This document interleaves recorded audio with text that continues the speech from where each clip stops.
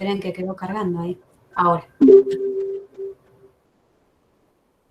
Bueno, muy buenos días a todos y a todas. Mi nombre es Mariana Andriani, soy estudiante de segundo año en la carrera de Educación Especial del Instituto de Formación Docente Continua de Bariloche.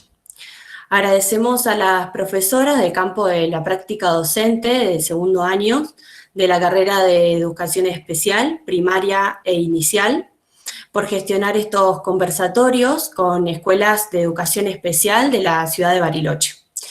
Entre ellas se encuentran las profesoras Eleonora Santoro, Mónica Delgado y Mariela Díaz, de Educación Especial, de Educación Primaria, Griselda Ibaceta, Claudia Kraft y Clelia del Castillo, y de Educación Inicial, Andrea Almada y Alejandra Rosso. El sentido de esta propuesta es poder acercarnos a las escuelas especiales para poder conocer su identidad, su práctica y su realidad educativa. De esta manera, los estudiantes podemos construir y enriquecer nuestros saberes, entrecruzando la teoría con la práctica desde la voz de los actores educativos. Agradecemos también a todos los estudiantes, a todos y a todas los estudiantes de la carrera de Educación Especial y Primaria e Inicial que nos acompañan por participar en esta propuesta, ya que así cobra sentido la construcción de una educación inclusiva desde la formación docente. Le damos una cordial bienvenida a todos y a todas y paso la palabra a mi compañera Erika Reina, que comentará la propuesta para este encuentro. Hola, buenos días, bienvenidos y bienvenidas. Mi nombre es Erika Reina, yo soy alumna de segundo año del profesorado de primaria y les voy a comentar que hoy nos encontramos con docentes de la Escuela Especial 19, Sensoriales y Estimulación Temprana de Desarrollo Infantil. Ellos intentarán contarnos desde sus voces cómo es el funcionamiento, cómo es la identidad de la escuela y contarnos cómo trabajan desde lo pedagógico, ya sea en sede y también como apoyo en las trayectorias de la inclusión en los centros de desarrollo infantil. Nos acompañan hoy el vicedirector Mario Pie, Patricia Novales, de Estimulación Temprana del Desarrollo Infantil, Paola Colombo, maestra de grupo de discapacidad auditiva, Amorina Giuliano, maestra de apoyo a la institución en discapacidad auditiva, y Silvia Angulo, maestra de grupo de discapacidad visual. Le damos la bienvenida y le cedemos la palabra al vicedirector Mario Pie.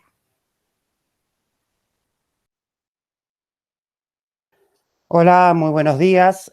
Bueno, ya me han presentado, soy Mario Pie, soy vicedirector de la Escuela Especial 19 de turno mañana. En nuestra escuela cuenta también con una vicedirección a la tarde y, bueno, por supuesto, una dirección. Los que me acompañan ya fue presentada por Erika. Los que le quería comentar, nuestra escuela se encuentra en Otto Godecke y Mascardi, a 2 cuadras del Instituto de Formación Docente. A lo mejor ustedes la vieron, es una escuela que queda en una esquina, que está pintada de amarillo. Generalmente creo que la habrán conocido cuando se dirigen hacia el instituto. Nuestra escuela presenta 2 grandes áreas, ¿sí? Un área que es la de educación temprana, que después le voy a pasar la palabra a Patricia Novales para que amplíe con respecto a esta área. Y después hay un área de sensoriales dividida en 2 grandes grupos en función a la discapacidad. La que es discapacidad auditiva y que incluye cualquier tipo de discapacidad auditiva, inclusive de sordos. Y después, por otro lado, tenemos el área de discapacidad visual, que son disminuidos visuales y también ciegos. Nuestra escuela no es una escuela de radio. ¿Qué significa esto? Estamos en Otto Godecke y Mascardi y acompañamos la trayectoria de todos los estudiantes de diferentes localidades. Todo lo que es Bariloche, lo que es Dinahuapi, Pilcanilleu, Corralito, cualquier paraje de línea sur que necesita acompañamiento dentro de su discapacidad sensorial, nosotros acompañamos la trayectoria de estos estudiantes. Esto lo voy a leer para no parafrasear, que es la misión de nuestra escuela. Ser una institución que imparta una educación inclusiva y de calidad, brindando los apoyos necesarios a los estudiantes y a las familias a lo largo de toda su escolaridad, desde educación temprana y durante toda su trayectoria educativa, buscando garantizar estudiantes autónomos con valores y herramientas para desenvolverse en la sociedad en las distintas etapas de la vida. Esta misión de la escuela lo extraje de nuestro proyecto educativo institucional, ¿sí? Que es el proyecto educativo institucional, es lo que nos enmarca a nosotros como escuela.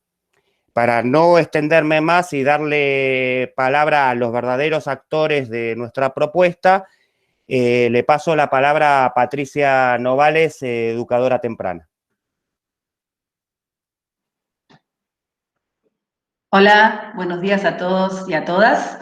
Bueno, mi nombre es Patricia Novales, como dijeron, me conocen como Tati, así que, bueno, como primera cosa les quiero contar que el rol de maestra de educación temprana, que se dice maestra de educación temprana, para mí es un orgullo estar en este rol, es muy lindo, y a su vez es muy exigente porque tenemos mucho impacto hacia el afuera, trabajamos con centros de salud, con centros de desarrollo infantil, y que eso después se los voy a contar más detenidamente, pero bueno, contarles esto, que uno, digamos, que es hermoso el cargo y hay que formarse todo el tiempo, a medida que van pasando los años, te das cuenta que tenés que volver a actualizarte, ¿no? Porque es de mucho compromiso también, no solamente hacia afuera, sino hacia adentro de las familias. ¿Por qué? Porque, bueno, trabajamos justamente en las primeras interacciones, y desde las primeras interacciones con las familias, acompañamos al niño a su socialización secundaria, que es justamente al jardín maternal o a los centros de desarrollo infantil. Dicho esto, voy más concretamente a qué es el área de atención temprana. Es una práctica educativa, es una práctica preventiva y de ayuda que se realiza los 3 primeros años de vida en niños que presentan signos de alteraciones del desarrollo. Trabajamos con las familias y con todos los agentes intervinientes. Vale destacar, porque siempre hay mucha confusión en el afuera, porque como trabajamos con agentes de salud, ¿no? Y trabajamos mucho en el 1-1, hay mucha confusión de cómo se mezcla con la terapéutica esta. Entonces vale aclarar que estamos, desde la Escuela Especial 19, enmarcados en el ámbito educativo, ¿sí?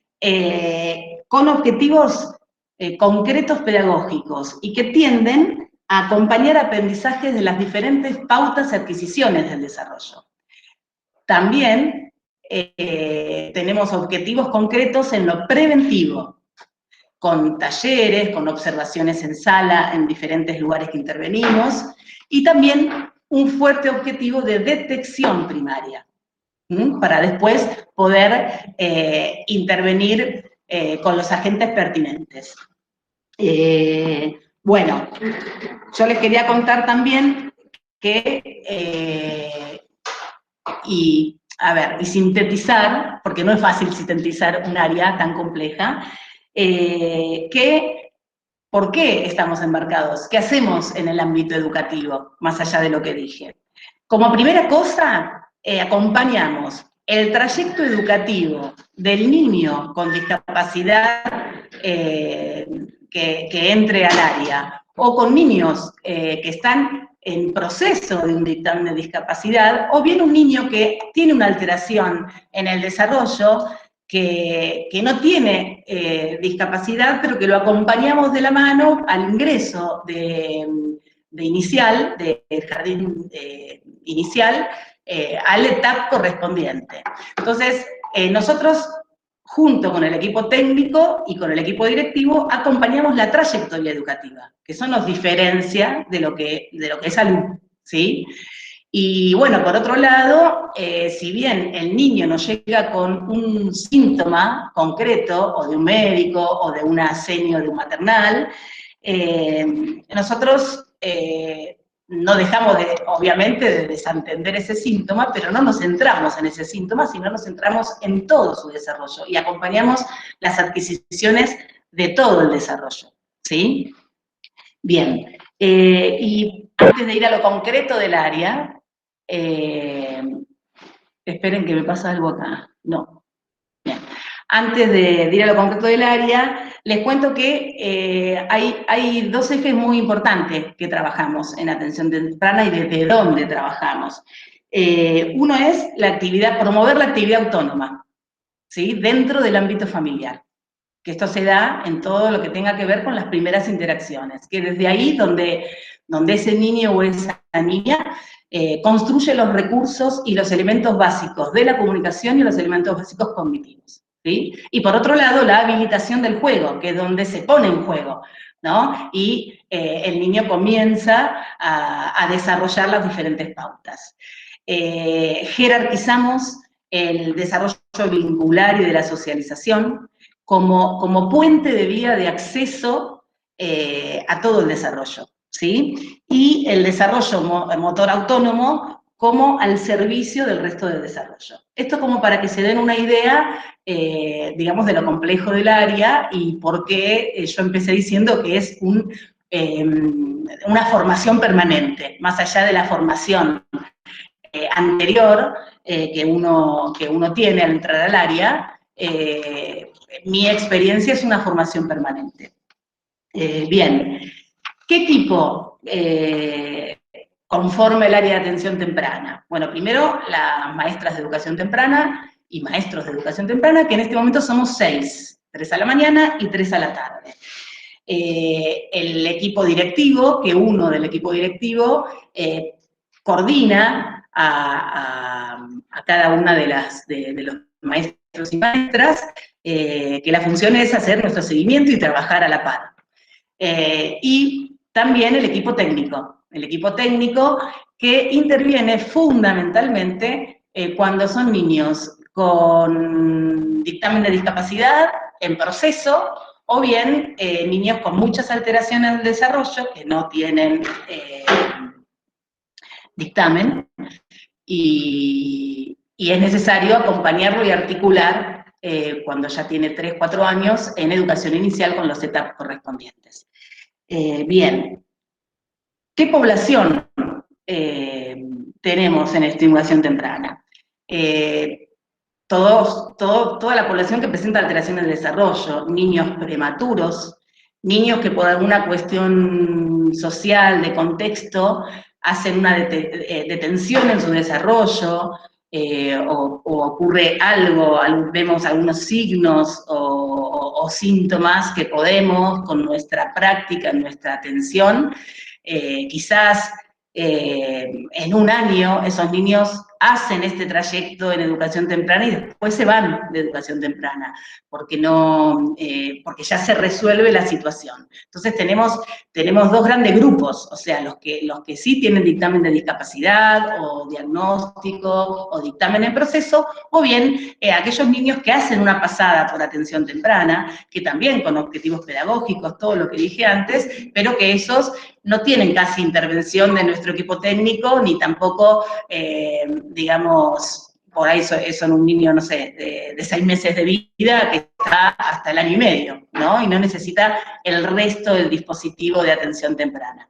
Pero sí quería aclararlo porque también hay niños que no son solo niños con discapacidad, ¿sí?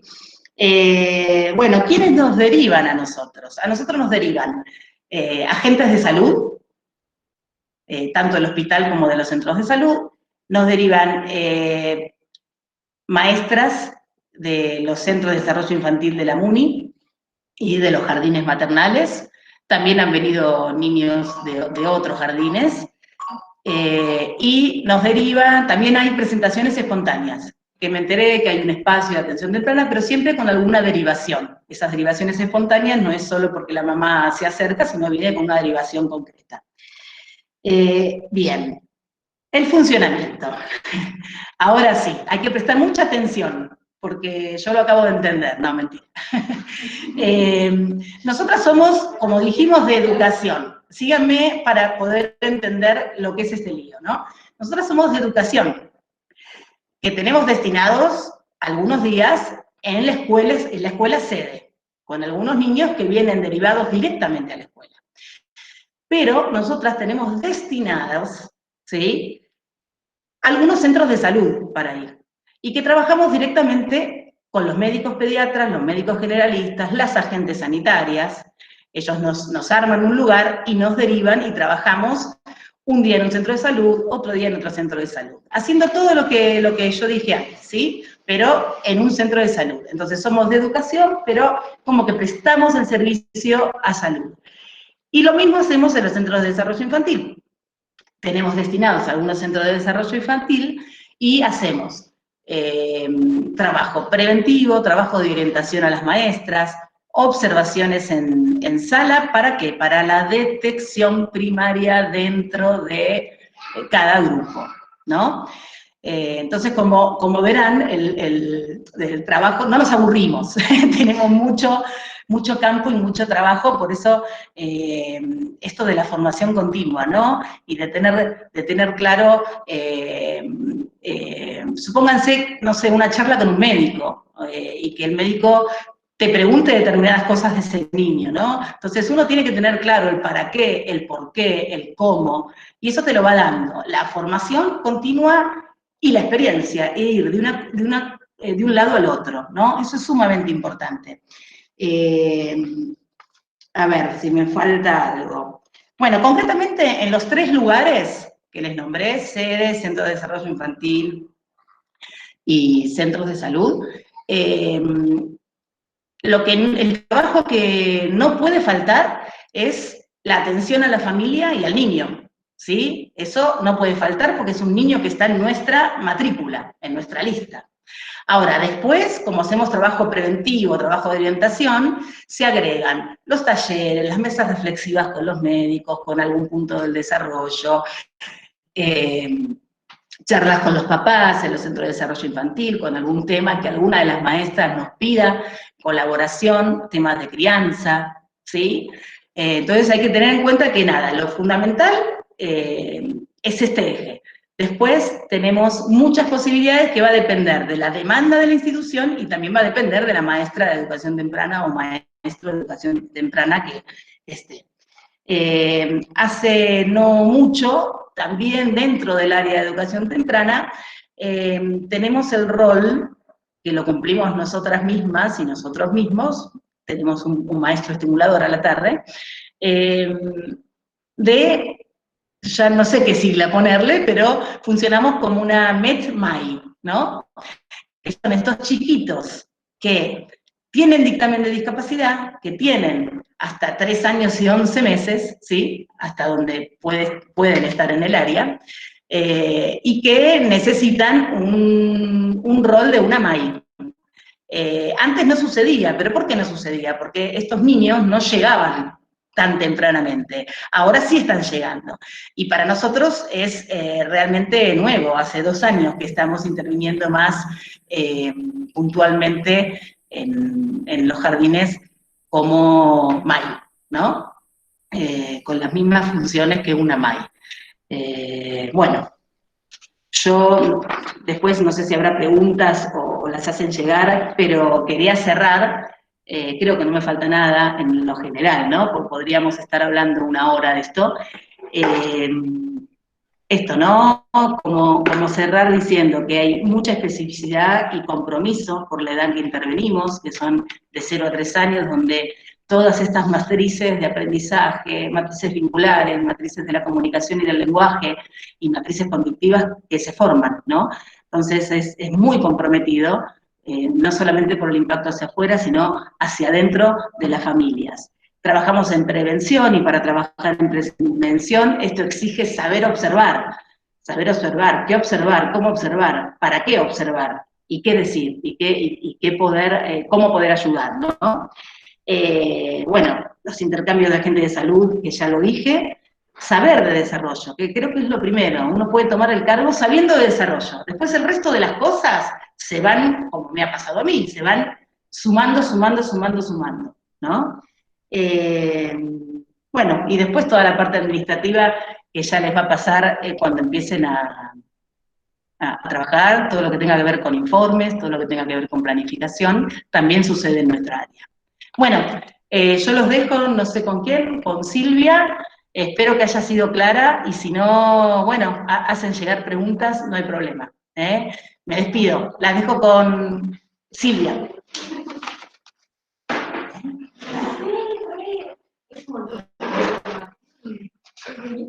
Hola, ¿qué tal? Buenos días, ¿cómo les va? Pertenezco al área de visuales. Tati les acaba de contar que trabaja toda la parte de atención temprana, educación temprana dentro de la institución. Nuestra tarea es en contraturno. Voy a poner los lentes porque aparte tengo machete para no perderme y no ahondar. ¿Qué es el contraturno?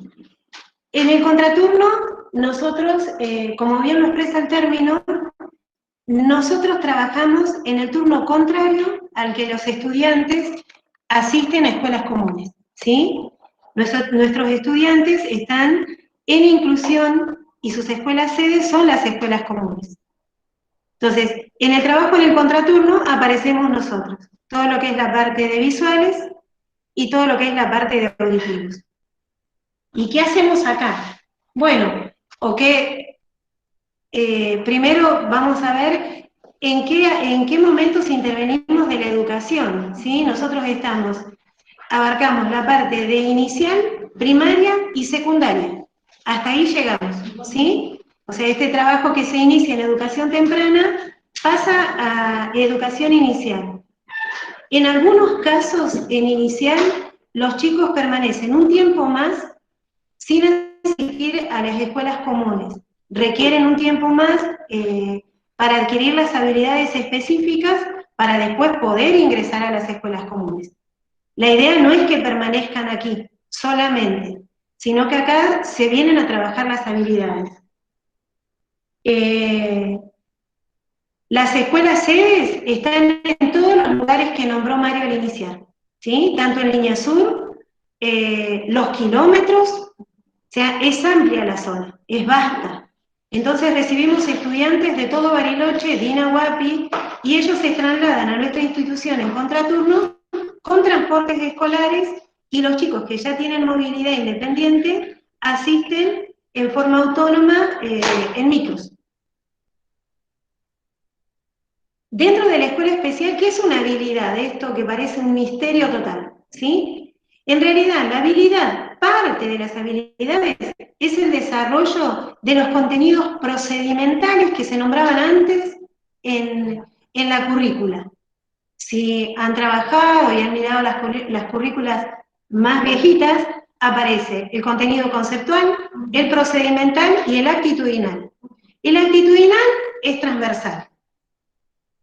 Pero los contenidos procedimentales son los que nosotros arribamos como habilidades, ¿sí? No en todas las habilidades, porque hay habilidades propias de la ceguera y de la disminución visual que tienen que ser abordadas en forma distinta. Dentro de los que son los procedimentales, nosotros arribamos todos los que son los contenidos o habilidades cognitivas, ¿sí? Que después esas son un poco las que va a trabajar Amorina cuando se habla en el apoyo a la inclusión. Las habilidades que se enseñan o que se imparten son más que nada para que la persona pueda desenvolverse en forma autónoma. La idea es esa, ¿sí?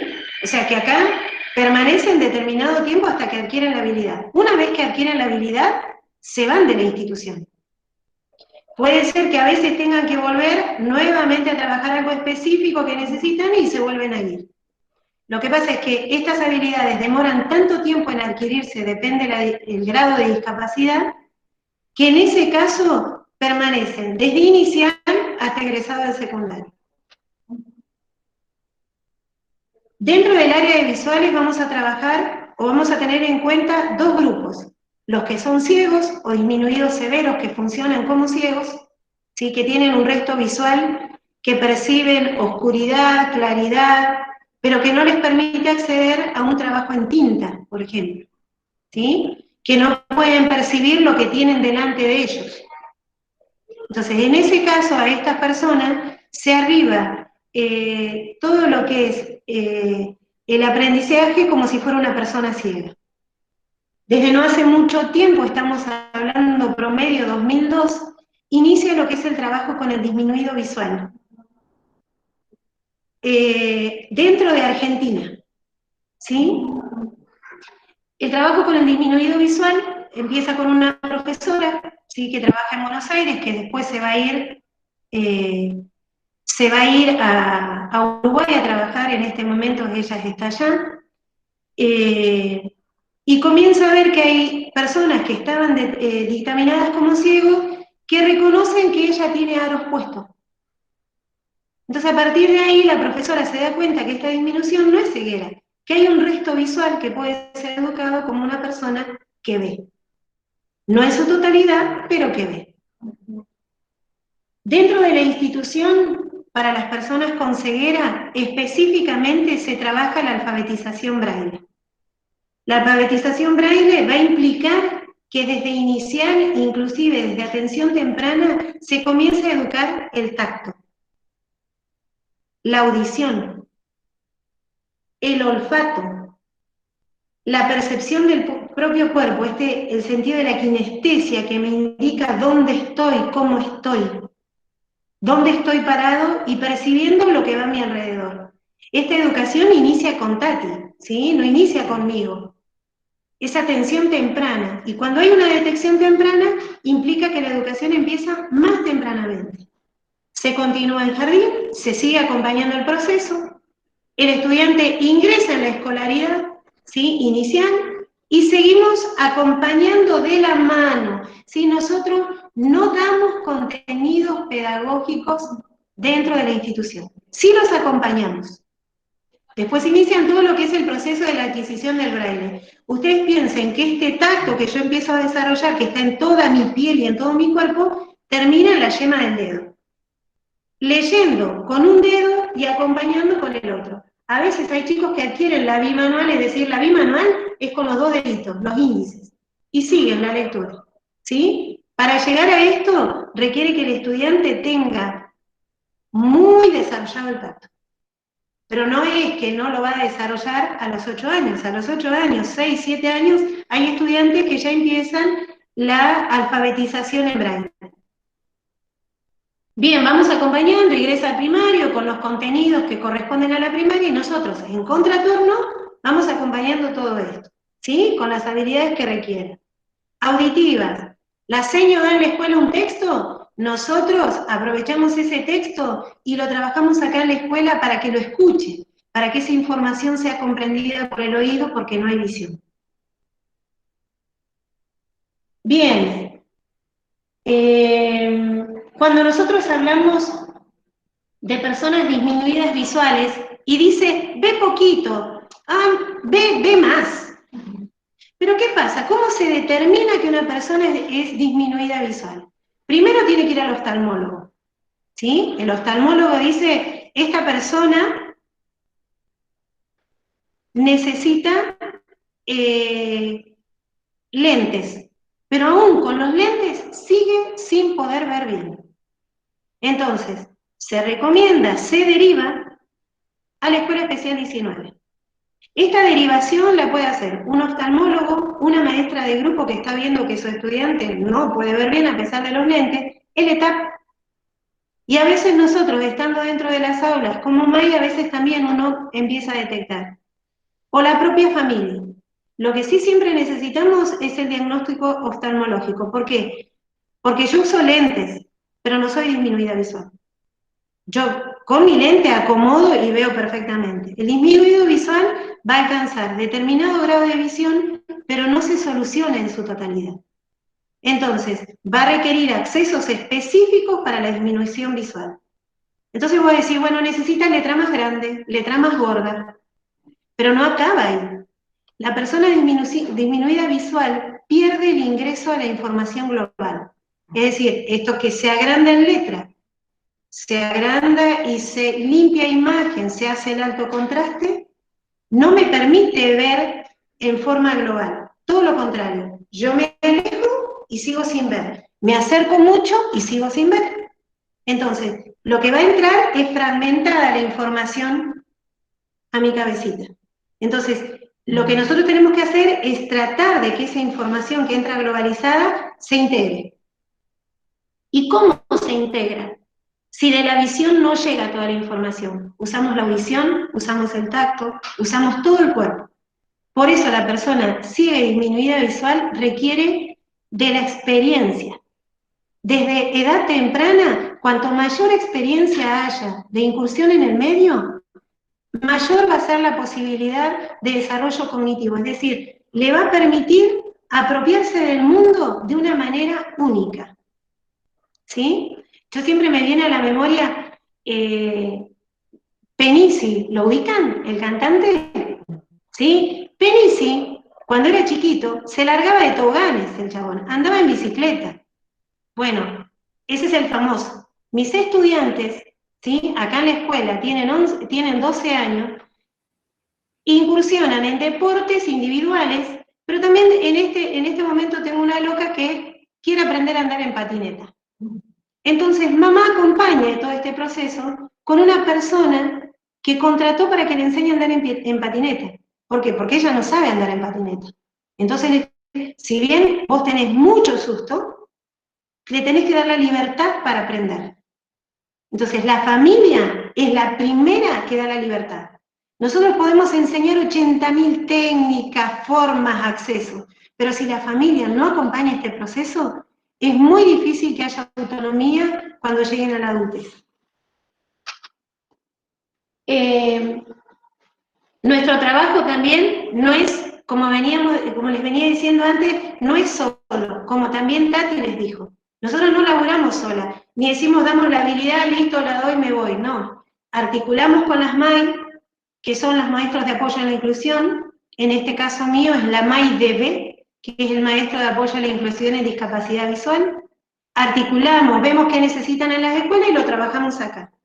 ¿Por qué? Porque tiene que ser significativo lo que yo voy dando. Si el estudiante no lo utiliza, te dice, ¿para qué vengo a esta escuela?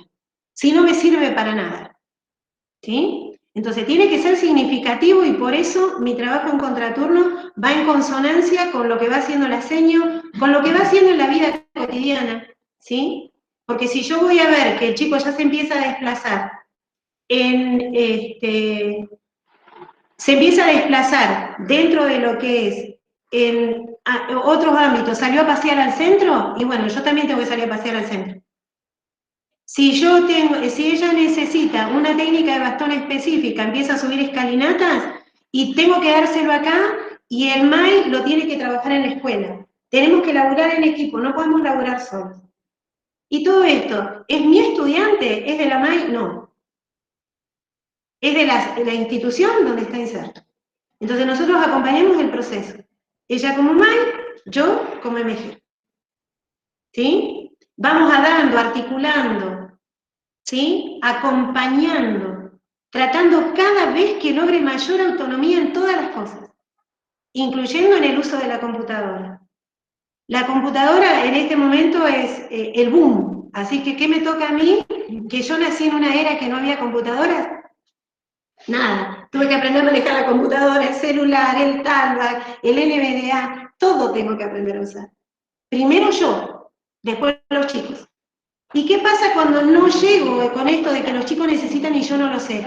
Y buscaré una persona que sepa hacerlo. Y aprenderé en conjunto con mis estudiantes. Lo importante es saber uno también. Siempre les digo a los chicos que es importante aprender a acceder, pero primero tienen que saber cómo irse. ¿Sí? Es decir, yo puedo activar el NVDA de la computadora, o puedo instalar el Talbot en mi celular, y si no lo sé sacar, ¿cómo hago? ¿Sí? Entonces, importante, saber entrar y saber salir, saber para qué me sirve el acceso, en qué lo voy a utilizar.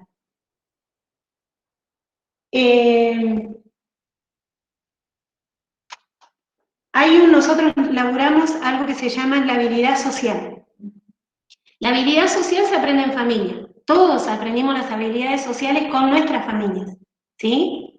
Cómo comer en la mesa, dónde decir determinadas cosas, cómo decirlas, cómo relacionarme con los demás, cuando llega alguien saludo, respondo el saludo, cómo me desenvuelvo en la calle, circulo por la vereda, no por la calle, no tiro basura, ¿sí? Todas estas cositas que vos las aprendés en casa.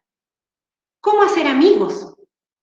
¿Te acordás cuando tu mamá te acompañó, tu papá te dijo, tu tía, tu abuela, cuando tenías el miedo de tu vida de entrar en el secundario y no sabías cómo decirle al otro, hola, ¿sí? Simplemente eso y dar el pasito para acercarse al otro. A nuestros estudiantes, sobre todo los chicos con ceguera, se les presenta esta dificultad de no saber cómo comunicarse. Entonces, muchas veces estas habilidades están descendidas porque las familias no saben cómo estimularlas. Y porque también tienen mucho miedo. Voy a saludar al vecino que está en la calle. ¿Es mi vecino o no es mi vecino? El que pasó en la calle y que saludó. ¿Quién era? ¿Está acá al lado? ¿La conoce? ¿Le va a hacer algo? Tienen 80.000 miedos los papás. Entonces se van achicando estas experiencias sociales. Entonces nosotros dentro de la escuela también esa habilidad la vamos desarrollando. Por ejemplo, la otra vez utilizábamos el teléfono y los mensajes. Todos los que te escribieron en el chat, ¿reconoces la voz? Es mi tía, mi tío. Llamamos por teléfono. Acá dentro de la escuela nuestras compañeras nos hacen la gamba de voz desconocida. Hola, ¿qué tal? ¿Cómo estás? Te llamo de Telefónica. Y el chico contesta, hola, soy fulano. ¿Y dónde vivís? ¿Y qué hacés? Entonces nosotros también tenemos que educar esa parte. Tenemos que ir acompañando este proceso que es de la familia, pero que la familia, por desconocimiento, por no saber cómo llegar, esta parte también la acompañamos. Bueno, y cerrando un poco mi trabajito, la ley dice, y como decía Mario al inicio, ¿sí? El espíritu nuestro, ¿cuál es? Acompañar a lo largo de la educación de nuestros estudiantes, ¿sí? ¿Qué pasa? La educación de nuestros estudiantes, ¿sí? De esta escuela llega hasta cuando terminan el secundario. Y acá queda algo planteado, ¿sí? Cuando los chicos ingresan a universidad y a terciario, no tienen los accesos dados. Entonces las instituciones, sí, instituto docente, Universidad del Comahue, son los que nos han ido contactando, ¿no? Chicos que están estudiando a distancia, no tienen los accesos necesarios para continuar. Ponele, egresó el año pasado uno de los chicos ciegos de la institución. Ya cursó todo el secundario, egresó y ahora quiere seguir música en un instituto de San Martín. Necesita aprender notación musical, de la cual, si yo la doy, tendría que aprenderla. ¿Sí? Porque no sé cómo dar notación musical y tengo que aprender también. Ahora, ¿dónde la aprende él? La escuela 19 no tiene el espacio porque nuestra carga termina cuando termina el secundario. Y tampoco los institutos están preparados para hacer toda la accesibilidad. Queda seguir creciendo y construyendo. Le doy la palabra a Pau. Está bajo. Está muy bajo el... Ahí está, así me puede ver. Bueno, hola, ¿cómo están? Mi nombre es Paola. Yo soy maestra de grupo en el área de auditivos. Hace muchos años que estoy en la institución. Y bueno, les voy a contar un poquito de cómo trabajamos desde el área. Específicamente les quería contar el tema de las disminuciones auditivas con las que trabajamos. Partimos de la disminución auditiva mínima, que tal como lo dice la palabra, es una pérdida mínima, pero que afecta a la inteligibilidad del habla, y es muy importante trabajarla en los chicos que recién comienzan, en los en jardín, primeros grados, porque están accediendo a la parte de lectoescritura. Y después trabajamos con otro tipo de disminuciones, que son hipoacusias conductivas y perceptivas. Tenemos estudiantes sordos y estudiantes implantados. Bueno, les cuento un poco, que es muy parecido a lo que les contó Silvia. Trabajamos en contraturno, nuestros estudiantes van a escuela común, vienen en contraturno a trabajar acá, y trabajamos con las habilidades. En el caso de los disminuidos auditivos, nosotros trabajamos con 5 habilidades, ¿sí? La primera, que es la habilidad auditiva, les cuento muy brevemente cuál es el trabajo. Trabajamos lo que es la memoria, la discriminación y la atención auditiva. En la habilidad visual, aparte de lo que Silvia les comentó, nosotros específicamente trabajamos lo que es la lectura labial y la articulación, ¿sí? Y después tenemos la habilidad social, que bueno, trabajamos mucho lo que es la autoestima, porque tienen la autoestima muy descendida algunos de los chicos cuando llegan acá a la escuela, así que también fortalecemos eso en los chicos. Y después trabajamos la más importante, que es la que nosotros por ahí abarcamos un poco más, que es la habilidad lingüística. ¿Sí? Ahí nosotros trabajamos todo lo que es la lengua oral, ¿sí? La comprensión y la expresión, desde los diferentes aspectos de la lengua, ¿sí? El aspecto fonológico, el semántico, el morfológico. Es una de las habilidades que más trabajamos, si bien todas se trabajan, pero bueno, en esa por ahí hacemos mucho hincapié. Después, bueno, no me queda ninguna habilidad. La cognitiva, bueno, que después nos va a contar más Amo desde la parte de maestra de apoyo a la inclusión. Los chicos vienen acá en contraturno, trabajan con las maestras del grupo y nosotros articulamos constantemente con la maestra de apoyo a la inclusión en disminuidos auditivos y también nosotros articulamos con las maestras de apoyo a la inclusión intérpretes en lengua de señas. ¿Sí? Trabajamos en forma conjunta, ellas son el nexo, pero tratamos de trabajar y pasarnos la información como para poder estar en sintonía, digamos, en lo que estamos haciendo. Bueno, y ahora les voy a contar un poquito por ahí de lo que es la parte de sordos, que el abordaje es distinto, si bien se trabajan las habilidades, pero nosotros específicamente con los estudiantes sordos, generalmente, en su mayoría, estos estudiantes no vienen de familias de padres sordos, ¿sí? Vienen de familias de padres oyentes. Entonces, su lengua es la lengua oral. Entonces, nosotros acá trabajamos lo que nosotros decimos la L1, que es la primera lengua, sí, que es la lengua de señas argentina, ¿sí? Esta lengua la trabaja una persona que es un referente sordo, que está acá en la institución, que no es docente, pero bueno, es un hablante de la lengua y aparte conoce la cultura, ¿no? Es un referente de la cultura sorda. Trabajamos en forma conjunta los MG con el referente, una planificación conjunta, ellos tienen su planificación en particular, pero bueno, generalmente trabajamos de forma de pareja pedagógica. En base a esta lengua, a la primera lengua que le llamamos L1, ¿sí? Nosotros desarrollamos la segunda lengua, que es el español, ¿sí? ¿Qué trabajamos en el español? La parte de lectura y escritura. Pero la base es la primera lengua, que es su lengua materna, ¿sí? Entonces, más que nada en la segunda lengua es esto, no me voy a explayar mucho porque es para largo el tema, trabajamos la parte de escritura y de lectura en el estudiante sordo, ¿sí? No sé si me quedó algo más, esperen que estoy media perdida, chicas, tengo el machete acá. Ya les contesto de la L1 y L2, y bueno, después por ahí contarles un poquito cómo es la planificación, cómo planificamos.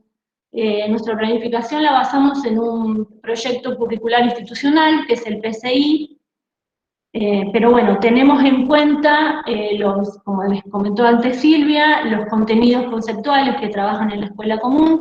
Nosotros nos contextualizamos dentro de ese, sacamos ejes temáticos, ¿sí? Y esos ejes temáticos se puede trabajar como uno quiera, o sea, cada maestro de grupo lo puede hacer desde unidades didácticas o desde proyectos, ¿sí?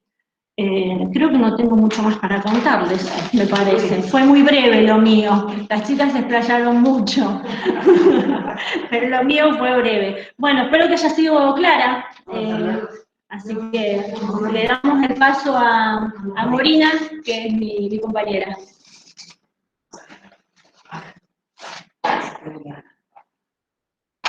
Bueno, perdón la interrupción, pero quisiera recordarles antes que nada a los estudiantes presentes que puedan ir registrando las preguntas para al final de la relatoría abrir un espacio de intercambio. Gracias. Y ahora sí le doy la palabra a Morina. Hola, buen día, ¿cómo están? Yo soy Amorina, en este momento me estoy desempeñando como Maida Ilsa.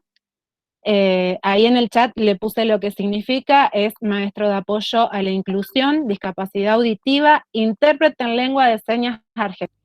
Eso significa la sigla. Bueno, yo les voy a contar un poquito, acá también me hice un machete porque eran tantas cosas para no olvidarme y no ser tan extensa. ¿Cuál es la función, en este caso, de la Maida Ilsa? Bueno, en las escuelas comunes o en las escuelas sedes en donde estamos trabajando.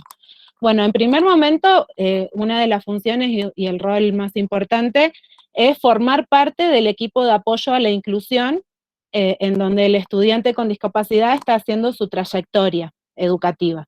Este equipo de apoyo a la inclusión la conforman, en este caso, las dos instituciones, la escuela sede donde asiste el estudiante, la escuela especial, el ETAP en el caso de que pueda intervenir o que tenga que intervenir en la escuela sede, el equipo técnico de la especial 19, la maestra de la especial 19 y la Maida Ilsa o Maida en este caso. Toda esta gente de las dos instituciones son el equipo, conforman el equipo de apoyo a la inclusión de un estudiante que está en una escuela. Después, en un primer momento, se hacen todas las instituciones, pero por ahí hay instituciones que no tienen mucha experiencia en cuanto a inclusión, y más en caso de estudiantes que tienen discapacidad auditiva. Por ahí cuando uno le presenta a un estudiante en una escuela y dice es un estudiante sordo, es como que ven, no sé, se les cae el mundo porque nunca trabajamos con estudiantes sordos, cómo es la comunicación, no sabemos lengua de señas. En primer caso se asesora, se cuenta un poco sobre el estudiante, su contexto, su familia, la parte pedagógica, porque no es solo la parte educativa, nosotros siempre hablamos de trayectorias educativas que abarcan todos los aspectos del estudiante, y eso tiene que ver con el trabajo que se hace en el contraturno, que es lo que le explicaban las chicas hoy, que trabajamos todos los aspectos, no solo el acceso al contenido o al saber. Entonces es como que asesoramos, informamos, bueno, presentamos básicamente al estudiante y todo lo que acarrea este estudiante. Después, nuestro rol y nuestra función es trabajar con el equipo docente. Nosotros, bueno, hacemos el mismo trabajo, asesoramos, informamos, lo ideal es planificar en conjunto. Estas planificaciones que hace el profesor, nosotros hacemos nuestros aportes, aprende de esta manera, podemos cambiar alguna forma de dar el contenido o el saber para que pueda acceder de una manera mejor. Igual para todos. Yo lo que siempre digo, que por ahí esto tiene que ver con el otro punto que también tengo que contarles un poquito con respecto a la planificación. Tener un alumno en inclusión no significa tener que hacer una planificación aparte. La planificación tiene que ser para todo el grupo de estudiantes. Y cuando yo digo todo, ese grupo de estudiantes está conformado también por un estudiante que está en un proyecto de inclusión. Entonces, seguramente los chicos que están estudiando, por ahí los que ya están más avanzados, han escuchado hablar del diseño universal, ¿no? Tiene que ser una planificación que esté pensada para todo el grupo, para que todos puedan acceder. Después se hacen los ajustes, los que nosotros llamamos ajustes razonables. Pero bueno, acompañamos en la medida que se pueda y que los profesores lo permitan en esa planificación. Y también que esto tiene que ver con nuestro trabajo en la escuela 19, con la modalidad del contraturno, somos el puente de comunicación entre ambas instituciones. ¿Qué quiere decir esto? Nosotros, ahora con esto de la virtualidad y los protocolos y las burbujas, medio que se complica un poco, pero no se deja de hacer. Yo como MAI articulo con la docente que mi estudiante tiene en la escuela especial. ¿Me están escuchando? Porque a mí se me tildaron. Sí, se escucha perfecto. Ah, bien, bien, porque a mí se me quedaron todos tildados por eso. Yo, como MAI, acordamos con la MG reuniones que va a depender en función de las necesidades que vayan surgiendo.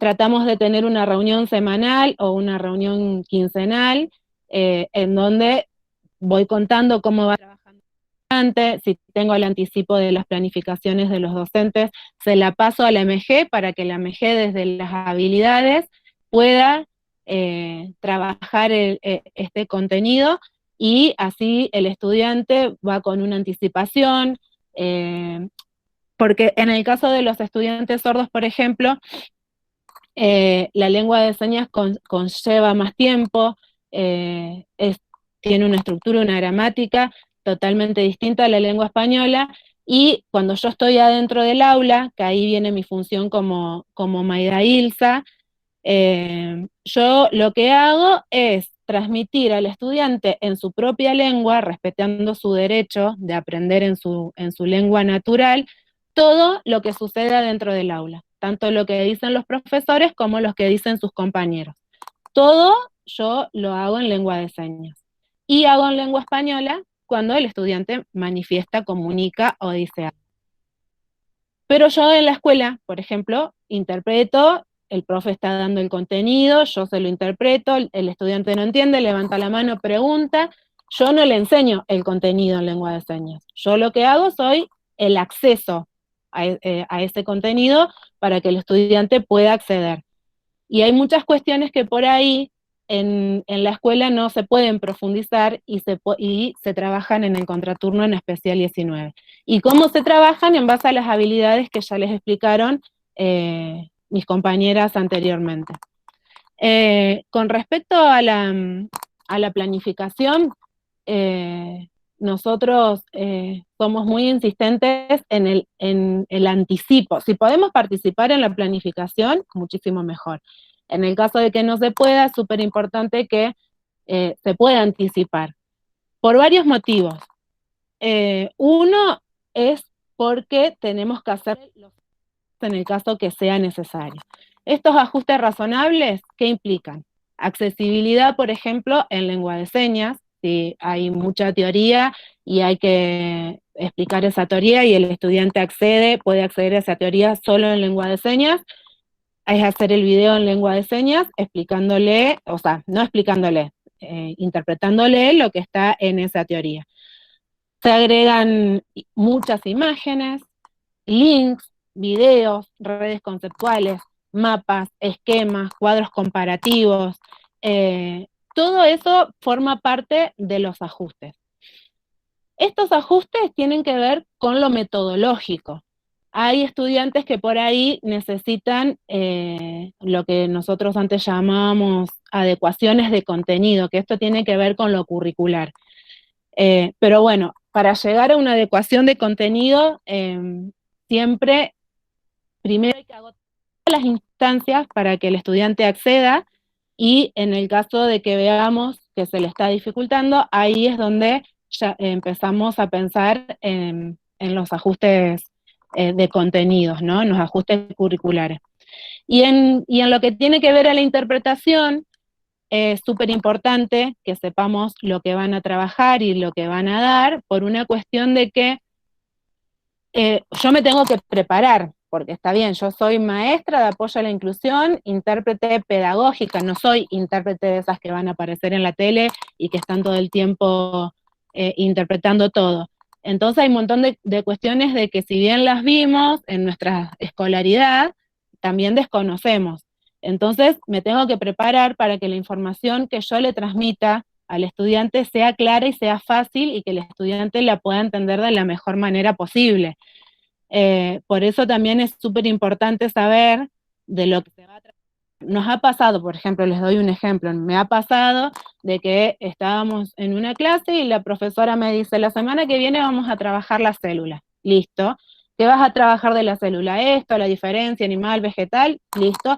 Yo llego a mi casa, me preparo, busco información, trabajo con el referente sordo, porque el referente sordo también acompaña a los docentes.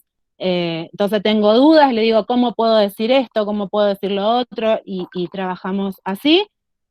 Y llego a la clase y el profesor me trae un video hablado en español, de ese español que no se entiende nada, que yo nunca lo vi, con un vocabulario totalmente extraño.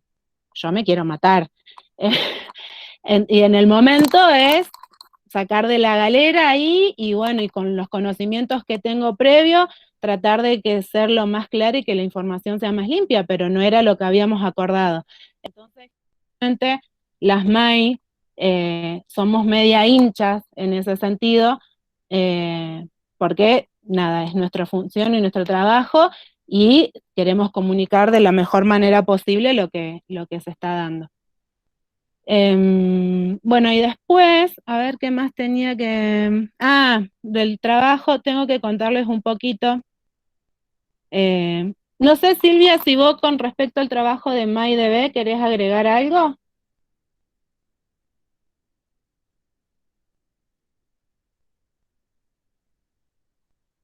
Silvia, ¿me estás escuchando?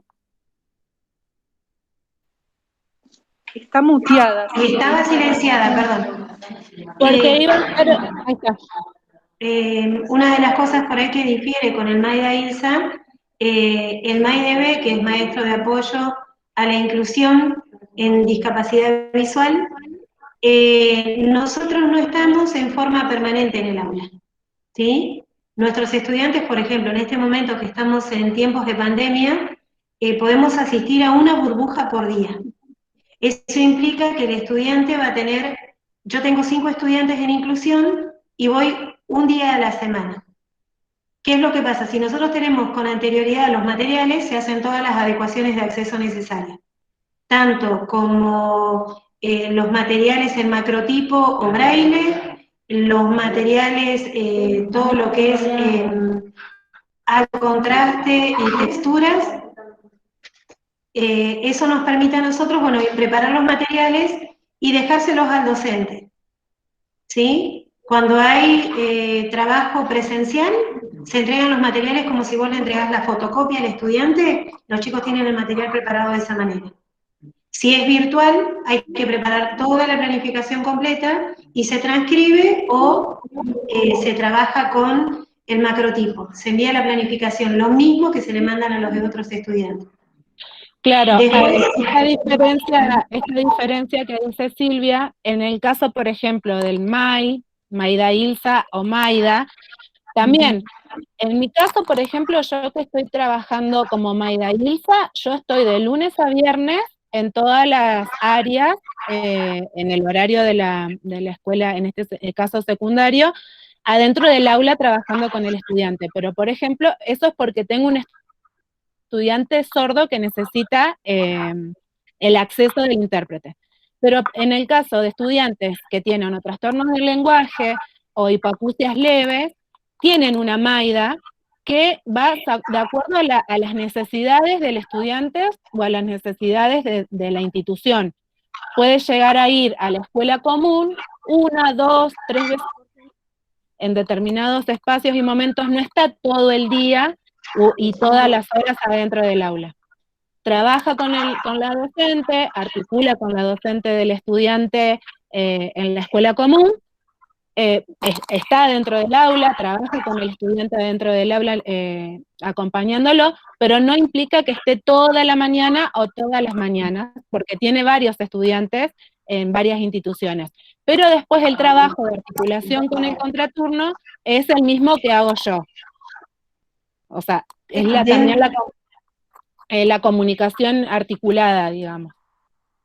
Dentro de lo que es primer ciclo, el proceso de alfabetización en tinta también está acompañado por la escuela especial, ¿sí? Ahí es un trabajo porque al tener o descendida la visión o tener ceguera, este proceso de alfabetización tiene sus dificultades, por eso se trabaja también como un proyecto educativo dentro, estaba leyendo la pregunta, hay que acompañar el proceso educativo, como para que pueda alcanzar al mismo tiempo que el resto de los estudiantes de la escuela común. Eso es algo particular que se trabaja en primer ciclo. Y nosotros estamos con la articulación, ¿sí? Los materiales, ver que tengan todos los accesos dados para que cuando nosotros no estamos, el docente de grado pueda trabajar en forma autónoma con el estudiante. En la parte de virtualidad, los chicos a veces, en el caso de los visuales, no siempre estamos nosotros en los Zoom, por ejemplo, ¿sí? Porque los chicos tienen Zoom, hay días que nosotros estamos en escuelas o tenemos el tiempo trabajando con otro estudiante o en materiales y no podemos estar presentes en todos los momentos de Zoom. Podemos llegar a acompañar uno, ¿sí? Entonces el día que les toca. Y eso el maestro tiene que también trabajar en forma autónoma.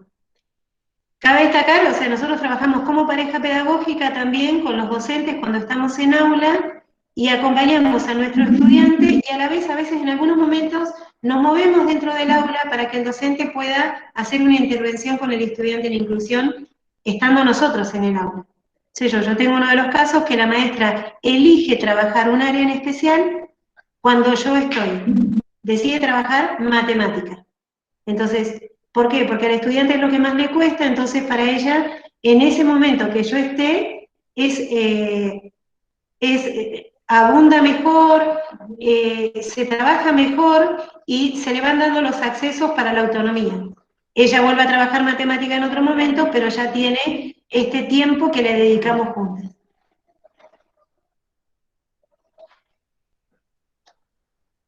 Bien. Bueno, qué pregunta, ¿no? ¿Y puede comunicarse solo si es sordo? Eso tiene que ver con lo que hoy les mencionaba Pau. La mayoría de nuestros estudiantes vienen de familias en donde no hay otras personas sordas. Vienen de papá y mamá, oyente. Tenemos una sola familia en este momento en la escuela, que son los papás son sordos y los 3 hijos en este caso son sordos. En realidad, entre compañeros, los chicos se comunican y se entienden, y esto de la tecnología y los celulares y todo eso modificó y ayudó muchísimo para que los chicos se puedan comunicar. No solo los estudiantes, los chicos sordos, también el resto de los estudiantes, ¿no? Pero en este caso benefició muchísimo. Por ahí la dificultad mayor la presenta el adulto. Y en este caso, cuando digo adulto, digo profesor. No es fácil, porque no es fácil, estamos frente a una persona que habla una lengua totalmente distinta a la nuestra, y también sabemos que los profesores, la mayoría de los profesores no habla lengua de señas y no están capacitados, digamos. Pero bueno, la comunicación hay, en mayor o menor medida, siempre algo de comunicación hay. Nosotros lo que siempre resaltamos, en el caso de que el intérprete no esté adentro del aula, por algún motivo, uno a veces falta, no puede estar, o tenés una reunión o lo que fuera, que todo pueda ser registrado de manera escrita. Entonces, a través de la lectura y después el trabajo que se puede hacer en otro, que se realiza en el contraturno, el estudiante va a acceder de alguna manera. Pero bueno, es un trabajo que se viene haciéndose bastante. Muchas veces, tanto en primaria como secundaria, los mismos compañeros de nuestros estudiantes nos piden que les enseñemos lengua de señas, entonces ahí se organiza algún proyectito en donde el estudiante sordo es la persona que está al frente, digamos, de ese taller, y se empieza con la comunicación básica, bueno, saludos, en qué materia estamos, préstame lápiz, regla, cuestiones así, y de a poquito se va trabajando. Y en media también, ahora en esto de los espacios EVE que tienen los chicos, nace más de los estudiantes a veces que de los adultos querer aprender a comunicarse con una persona sorda, pero bueno, de a poquito se está trabajando. Y bueno, y la Especial 19, ahora con esto de la pandemia y protocolos y burbujas, se complica un poco, pero todos los años se dan talleres abiertos a la comunidad y a las instituciones que trabajan con estudiantes sordos para un acercamiento a la lengua de señas, para empezar, digamos, a destrabar un montón de cosas para poder comunicarnos con personas sordas. Una pregunta dice, no sé si quieren que yo termine de hablar y después respondemos a las preguntas. Tengo que comentar un poquito sobre el trabajo en la virtualidad. Dale, Amorina, si querés hacemos así, que vos finalices con la relatoría y después abrimos un espacio para las preguntas. Bueno, uno de los ítems que tenemos marcados acá es cómo estamos trabajando en este contexto virtual presencial, bimensual, en esta dualidad. Bueno, ¿por dónde empieza? Bueno, la virtualidad lo que hizo en algunas cuestiones es beneficios, y en otras cuestiones es todo un desafío y es todo una complicación. Todo esto de la pandemia obligó a todos los sectores a cambiar, a acelerar el proceso de adaptación a la tecnología, ¿no? En el caso de las personas sordas, sin la virtualidad no tendrían acceso a la información, a los contenidos, a los saberes, a lo que pasa en el mundo en general.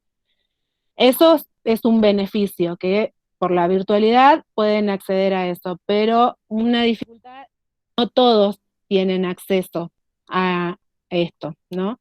No todos tienen conectividad, no todos tienen computadora. Eso trae muchísimas complicaciones, muchos se manejan por datos, el que no tiene computadora puede usar el celu, pero ahí ya se achica la pantalla, se tilda, tenés que anclar, si se comparte pantalla, también se pierde un poco de la imagen. Entonces, cuando no hay conexión o la conexión es débil, el intérprete queda tildado, y si no hay imagen, no hay comunicación, porque si no hay imagen, la información no llega, entonces ahí no hay comunicación, y ahí es donde aparece el doble aislamiento que le decimos nosotros, ¿no? El aislamiento por la pandemia y el aislamiento comunicacional. También por otro lado, otra dificultad que un poco lo mencionó Silvia, es que esto nos obligó a aprender a utilizar un montón de herramientas y un montón de cosas que no estábamos acostumbrados porque trabajábamos todo cara a cara en la presencialidad. Entonces, esto le pasa a nosotros como docentes, le pasa a nuestros estudiantes y obviamente le pasan a las familias de nuestros estudiantes, que son los que también acompañan, ¿no? Esta trayectoria. Y y bueno, nada, una capacitación constante en todos los aspectos. Y por otro lado también pasa que el año pasado, a diferencia del año pasado, estábamos todos en nuestra casa, entonces siempre había alguna computadora o algún teléfono disponible para poder realizar la videollamada o la clase virtual o lo que fuera. Y este año, por un lado, lo positivo es que las familias empezaron a salir a trabajar, ¿no? Pero, por ejemplo, si la mamá trabaja a la mañana y yo tengo que trabajar con mi estudiante a la mañana y en la casa no hay otro celular, no se puede realizar esta comunicación porque la mamá se lleva el celular a su trabajo, Y entonces se están haciendo estas videollamadas o estas clases en horarios distintos al turno que le corresponde, ¿no? Al estudiante. Entonces, se complica, la verdad se complica, y si bien, como yo dije, trajo algunos beneficios, por otro lado, son muchas las barreras. En el caso de los estudiantes sordos, trae muchas complicaciones. No sé, Sil, si vos querés agregar algo desde lo visual. Me dicen acá que abra el micrófono. Desde la parte virtual se nos ha presentado grandes complicaciones con esto de no poder ver lo que transmite en pantalla, los accesos, por ejemplo, a estas páginas donde tenés que completar, ¿sí? Los chicos, los programas parlantes de las computadoras no leen esa planilla que sale para completar. Lo que te lee es la pantalla y lo que te lee es un documento de Word. Pero después el resto no. El tema de esto de los videos que envían, ¿sí? Sin audiodescripción, para nosotros fue mucho laburo ir pensando y repensando cómo trabajar todo esto y que le llegue el acceso de la información. Y después cómo hacemos la devolución al docente, ¿sí? Porque no podíamos hacer llegar en formato papel, y nuestros estudiantes no manejaban todo lo que era la computadora para poder escribir esta información. Ellos siguieron, algunos laburando en braille, entonces comenzaron las devoluciones en audios, en fotografías, y nosotros fuimos siendo el nexo, porque nos llegaban todos los materiales a nosotros y nosotros los reenviábamos a los docentes se comunicaron con las familias, y así fueron las devoluciones. El tema también se nos presentó que las familias no estaban preparadas, como ninguna familia, para poder acompañar el proceso pedagógico de los estudiantes. Entonces, no poder explicarle una signografía braille, no poder explicarle minuciosamente un detalle que necesitaba de una lámina que estaba mirando un video, y disponer de todo ese tiempo sentado delante de la computadora con su hijo. Entonces, y viendo, intercalando, yo tengo una mamá que tiene 2 hijas ciegas. Entonces, es muy complejo porque si bien las dos están en el mismo grado y reciben el mismo material, las dos no lo abordan de la misma manera. Entonces, para mamá esto se complejiza, y por momentos trabajábamos en llamadas virtuales porque teníamos que hacer las llamadas nosotros, a veces con el docente y a veces solas. Cada una de las estudiantes tiene una madre diferente, entonces íbamos intercalando, llamando, viendo, trabajando con las familias.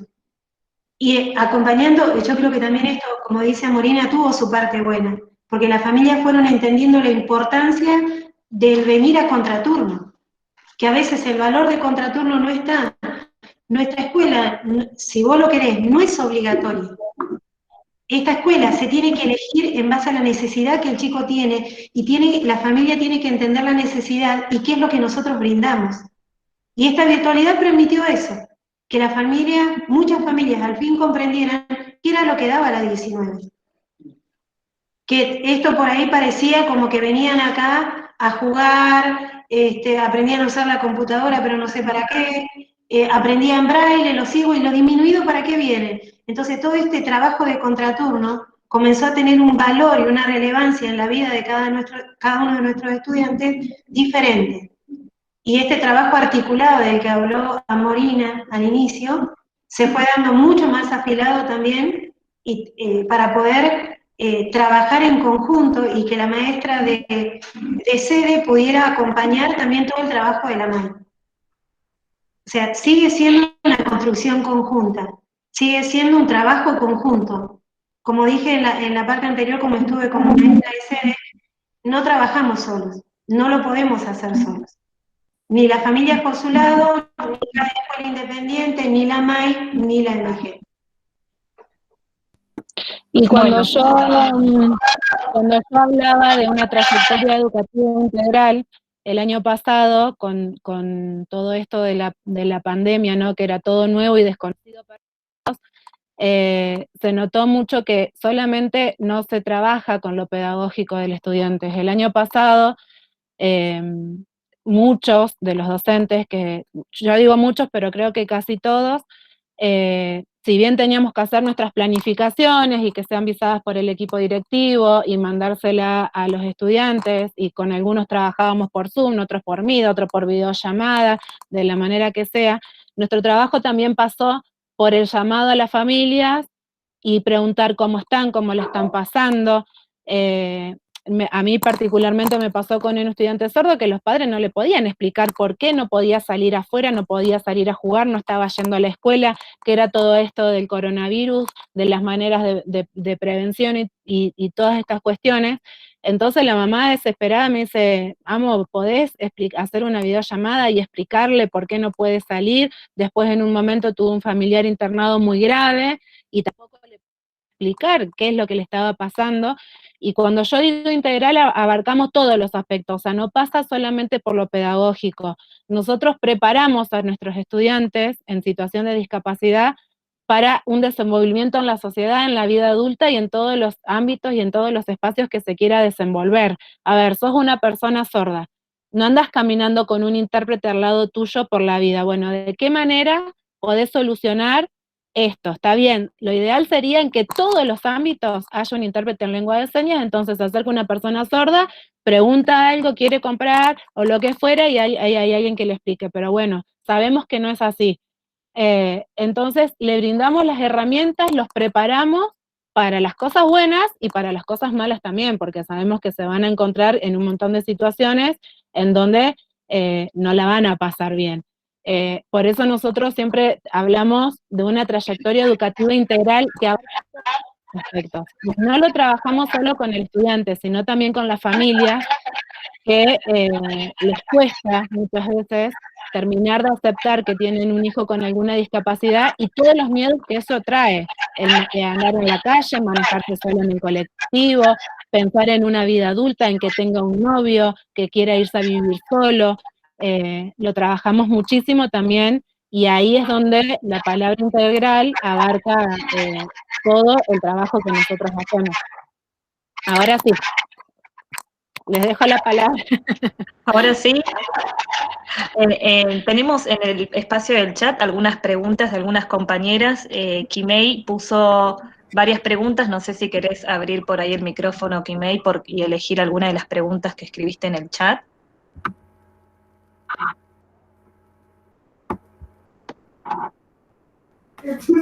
Bueno, si no... Hola, ¿qué tal?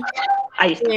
Bueno, lo que quería preguntar era, dentro de la escuela especial, si el trabajo en el aula era grupal o individual, y también cómo trabajaban las maestras de educación temprana en los jardines maternales.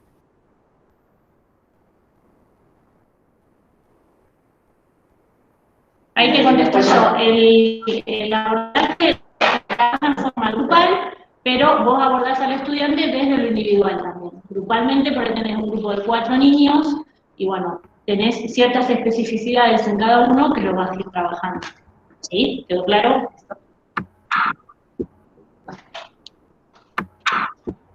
Cambio. Bueno, jardines maternales a forma de título, digamos. Tenemos varios frentes que tenemos que abordar. Lo más importante es trabajar en prevención y en observar signos de alarma y de alerta. Entonces ahí nos habilita la directora, media mañana, ¿no? Coordinamos con ella, o una mañana, depende de la población, depende de la cantidad de chicos y la cantidad de salas. Hay jardines maternales con salas más pequeñas y menos numerosas, y otras con más número de chicos, y hacemos observación desde afuera, observación in situ, o sea que podemos, siempre hablando fuera de la pandemia, ¿no? Y que podemos participar de algo dentro de la sala. Entonces, podemos observar al grupo en general para orientar a la maestra en algunas herramientas de estimulación temprana, o bien para observar a un chico específico, para saber si lo seguimos abordando dentro de la sala y con estas observaciones y con estos tips que les podemos dar a las maestras, o ese niño tiene que ser citado al trabajo individual. Esa es una de las cosas más fuertes dentro de los CDI. Otra de las cosas son, si en una de las salas los papás piden a demanda determinados temas de crianza, armamos talleres para los padres. También sucede con las maestras, quizás todo el grupo de maestras necesita un espacio de reflexión semanalmente o mensualmente, entonces ahí lo vamos coordinando con ellas, ¿sí? Fue muy diferente el trabajo de la virtualidad, que me olvidé de aclararles antes, pero a modo de síntesis, digamos, fue bastante complejo, nos centramos mucho en el trabajo de crianza, con esa mamá, quizás por llamado por teléfono, con esa mamá y ese papá. A veces nos mandaron videitos de los chicos, entonces nosotros ahí observábamos, por ejemplo, el momento de comer, entonces observábamos si podíamos dar determinados tips a los padres y después trabajamos en articulación, con Zoom con las maestras, haciendo talleres con las maestras o con los padres, pero fue tan difícil la conectividad que, bueno, esto le hice una síntesis porque me había olvidado de decirle, ¿no? Pero en los jardines maternales es esa la intervención. También si hay un chico, disculpen, también si hay un chico en inclusión, ya hace un tiempo que trabajamos en inclusión. Va una de nosotras y hace el rol específico de maestra de apoyo a la inclusión como pareja pedagógica. ¿Te puedo hacer una consulta para ver si me queda claro a vos, Patricia? Vos hablabas de que la observación comienza, que lo más importante es detectar y observar, desde la observación, que a veces vienen desde sanatorios o desde las familias. Un docente de una escuela común, puede por iniciativa propia percibir algo que quizá la familia no se dio cuenta, o el entorno, y pedir ayuda a la escuela como iniciativa de un docente solo. Sí, el docente o la dirección de la escuela se comunica con, estamos hablando de los maternales, ¿no? Por la edad que manejamos en atención temprana. Entonces, esas son las derivaciones desde los jardines o una, digamos, autoderivación que se acerca al papá, como dije antes, ¿no? Estas dos vías, y manda un mail a la escuela pidiendo, digamos, intervención con esa familia. Si va una estimuladora a ese jardín maternal, porque no vamos a todos porque no damos abasto, si vamos, se hace más corto el camino de la derivación, porque estamos nosotras en vivo y en directo, estamos nosotras ahí observando, entonces el camino es que la MET, la maestra de estimulación temprana, llega a la escuela y dice, observó este chico, en conjunto con la coordinación y con el equipo técnico, ¿sí? Entonces están las dos vías. Las tres vías, la docente de estimulación temprana, o la dirección de la escuela o maestra, o el papá que se acerca espontáneamente a la escuela. Gracias. Muchísimas gracias.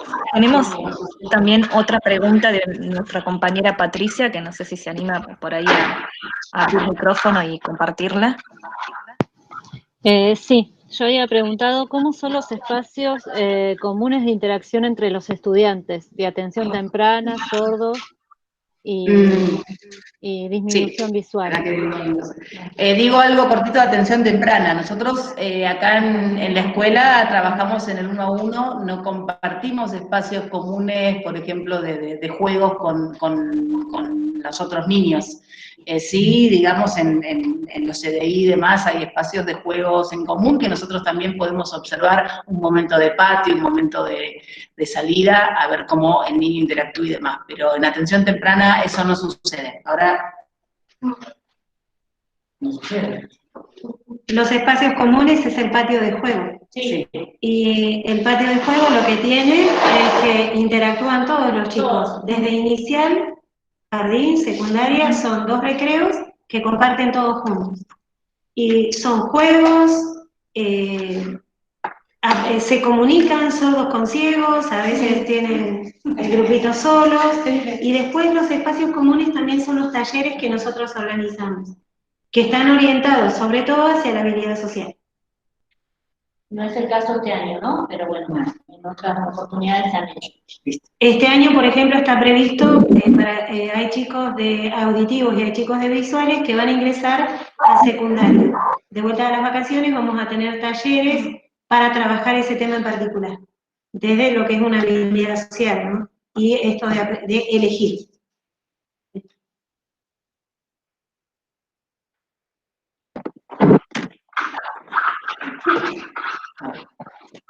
Gracias. En el chat también tenemos a una compañera, Griselda, que retomaba el ejemplo que explicó a Morina y también realiza varias preguntas. Griselda, ¿quisieras compartir algunas de las preguntas que realizaste ahí en el chat?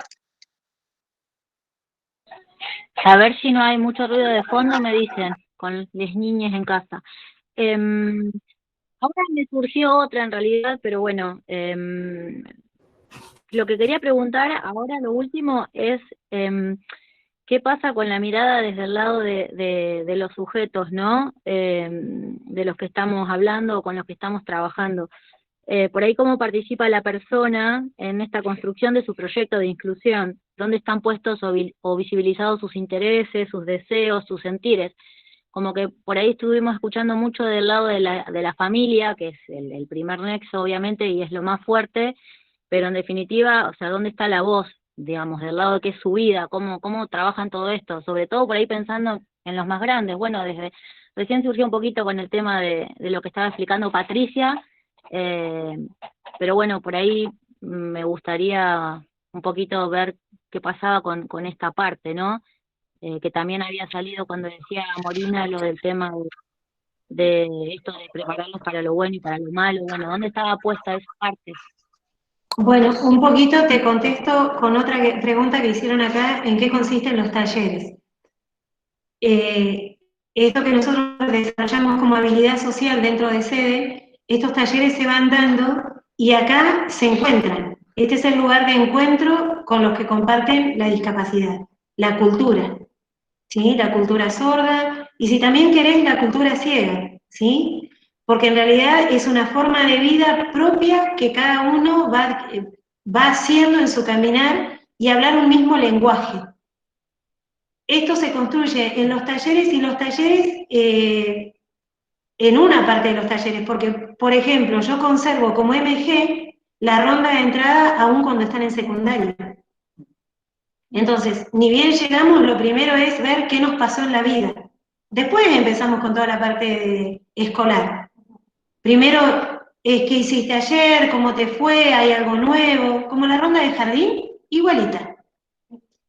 Y después los talleres, nosotros por ejemplo en el 2017, 2018 y 2019 llevamos un taller adelante con los jóvenes que teníamos aquí en la escuela e iniciamos con un taller de ESI, ¿sí? Donde ellos pudieron volcar qué era lo que querían saber, qué querían ver, y fuimos agregando algunos temas que podían ser de interés de ellos. Cerró con un viaje a Cipolletti, donde fuimos con 11 estudiantes, 2 personas sordas y 3 personas ciegas, y todas las disminuciones. Con docentes, en este caso también nos acompañó Mario, vamos con ellos construyendo, y también ellos tienen la posibilidad de manifestar y ver dónde podemos ir acompañando este proyecto de vida. Bueno, Gracias. yo respondo una parte de lo que de lo que Grisela preguntó ahí en el chat. ¿Es posible hacer una planificación en conjunto? Ahora, por suerte, estos últimos años, los profesores están más abiertos porque son muchos los estudiantes que están en inclusión en distintas escuelas. Y entonces se muestran más abiertos. En todos los casos no es posible, y en los casos que no es posible, se trabaja, se sienta, se conversa y se construye como decía Silvia. ¿Cómo se plantea el trabajo? Nosotros, cuando nos presentamos en una institución a trabajar, los primeros días que no van los estudiantes, se hacen reuniones en donde a toda la institución se le cuenta sobre la modalidad especial, cómo se trabaja, a qué escuela pertenecemos, cómo es el contraturno, se les explica todo y nuestra función. También en el caso, por ejemplo, del intérprete, nos ha pasado cuando nuestros estudiantes sordos empezaron a asistir a las escuelas comunes, que a muchos profesores no les gustaba ver que había una persona parada o sentada al lado de ellos moviendo las manos todo el tiempo. Entonces fue un camino largo y de mucho trabajo y de mucha construcción, y explicar muchas veces, aunque a veces es agotador, porque es verdad, es agotador, de explicar cuál es nuestro rol y cuál es nuestra función, y que nosotros como intérpretes somos fieles al mensaje que ellos están transmitiendo. Y cuando digo ellos, hablo del estudiante y hablo del profesor. Es un camino largo, así como lo fue la inclusión, porque nosotros ahora estamos hablando de inclusión, pero antes se llamaba integración, que etimológicamente las dos palabras significan algo distinto, y antes ni siquiera, antes de la integración ni siquiera era pensado esto.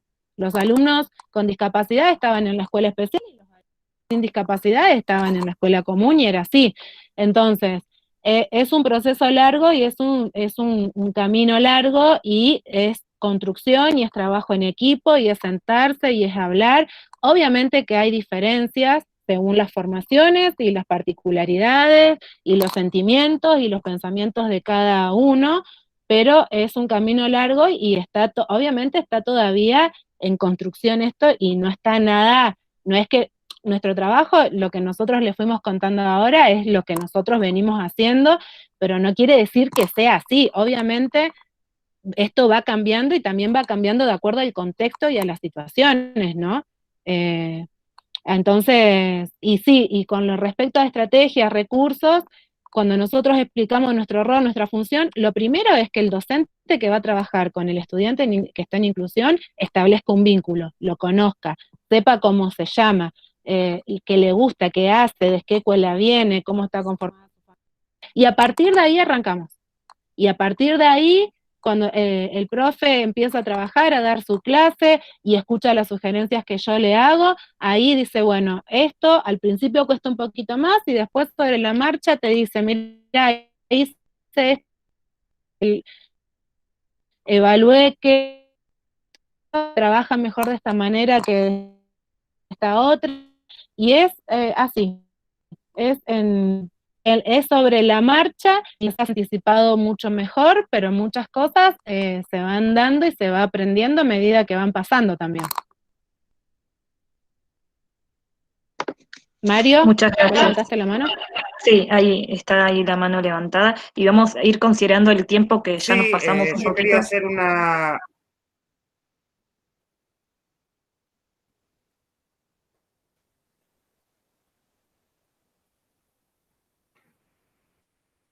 Hola, ¿me escuchan? Sí.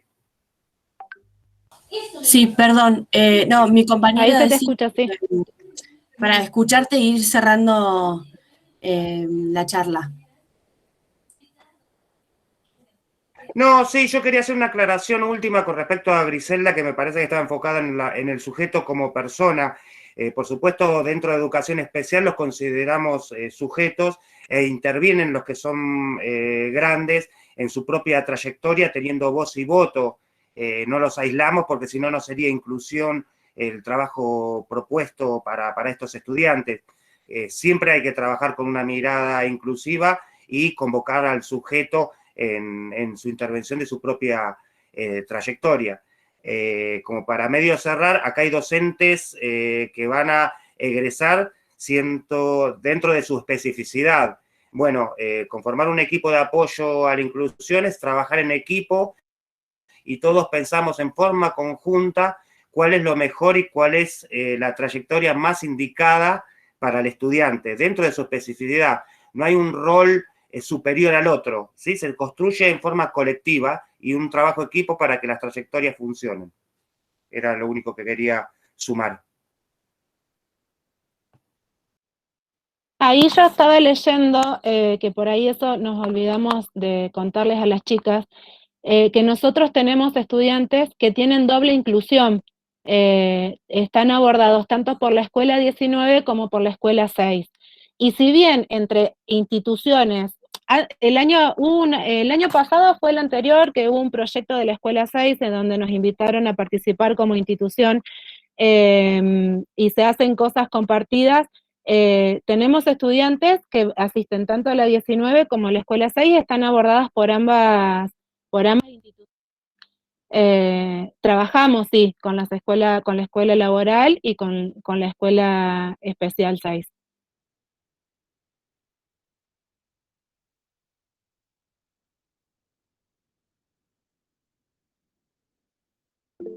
Muchas gracias. Bueno, muchas gracias a todos y a todas por el encuentro. A los estudiantes de carrera de especial, primaria e inicial. Bueno, profe, le paso la palabra. Profe Leonora. Dale, Mari. Bueno, hoy terminamos un ciclo de conversaciones, es el tercer encuentro que tenemos, en donde pudimos recuperar un poco la estructura, la organización y la identidad y la propuesta de todas las instituciones de educación especial de la localidad, hoy la Escuela de Educación Especial 19. Han demostrado una gran articulación institucional e interinstitucional, con un gran esfuerzo y con un gran trabajo, como también en la amplitud de las funciones, de las misiones que a cada rol le tocan dentro de esta gran misión de incluir a todos y a todas. Es un espacio de mucha gratificación para todos nosotros y para todas nosotras como parte del instituto, como parte de la formación tanto docentes como estudiantes. Nos permite comprender un poco las realidades institucionales y empezar a inmiscuirnos en nuestras próximas intervenciones en la educación. Les agradecemos profundamente a la Escuela Especial 19, como profes del campo, como parte del instituto, como estudiantes del instituto.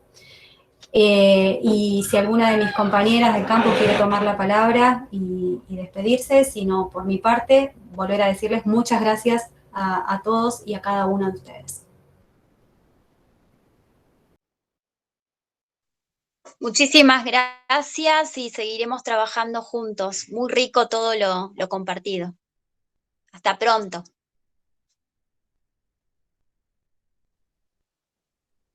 Bueno, muchas gracias por la invitación. Muchas gracias por habernos convocado.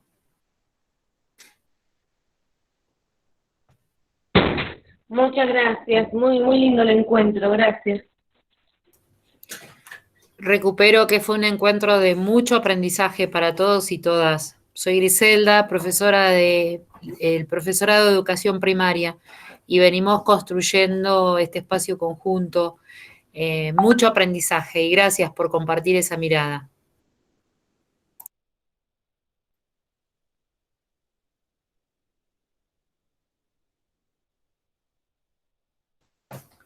Gracias a todos y todas las